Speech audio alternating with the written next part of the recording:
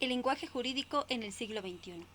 El lenguaje jurídico es un conjunto de términos y expresiones que utilizan los profesionales del derecho. Tiene la finalidad de mejorar el léxico y la precisión para ser aplicado en varias prácticas como lo son las asesorías legales, audiencias, escritos, etc. Debe tener un grado de precisión en la forma que se da uso a este lenguaje. Implica responsabilidad al momento de alegar por nuestros defendidos, ya que de esto depende la libertad o la inculpación del individuo.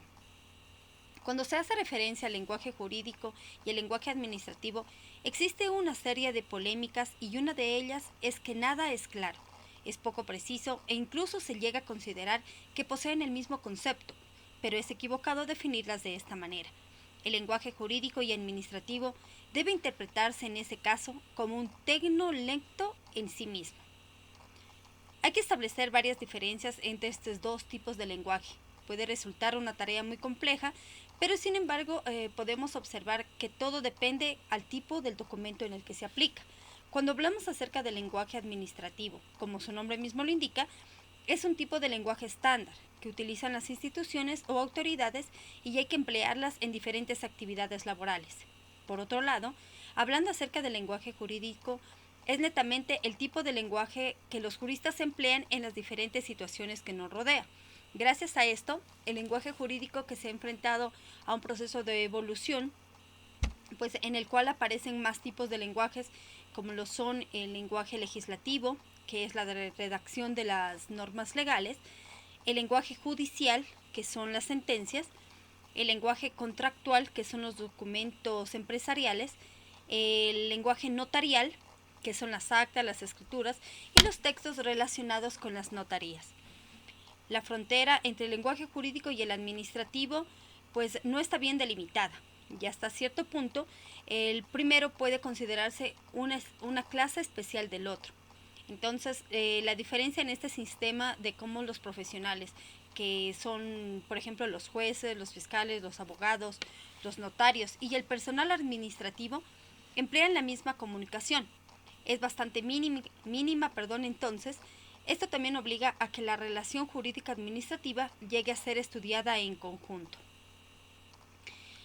Para poder entender de una mejor manera la relación entre el conjunto jurídico administrativo, es importante mencionar que existe una amplia diferencia en lo que es el lenguaje estándar que las personas manejamos día a día, ya que un jurista posee un contexto diferente en su ambiente profesional, empleando muchos rasgos bastante más característicos de este lenguaje como son los arcaísmos.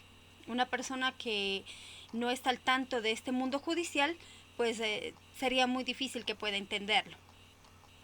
Además, este lenguaje hace uso de una tercera persona que se vuelve impersonal.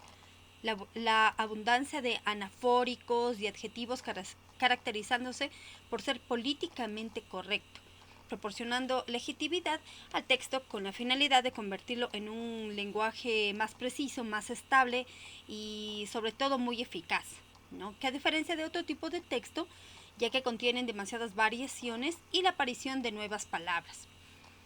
Para comprender el interés de la modernización de este tipo de lenguaje jurídico, pues podemos plantear que todo nace desde la intención de querer simplificar la forma en la que una persona común pueda ser capaz de tener un acercamiento más oportuno, es decir, que las personas lleguen a tener un grado de comprensión mucho más amplio. La solución a estos problemas se presenta el lenguaje jurídico. Se enfoca en la formación lingüística que debe mantener el jurista al momento de redactar los escritos e intervenir en audiencias, asesorías, con el uso de un Bueno, léxico vamos a mucho más continuar. preciso y detallado.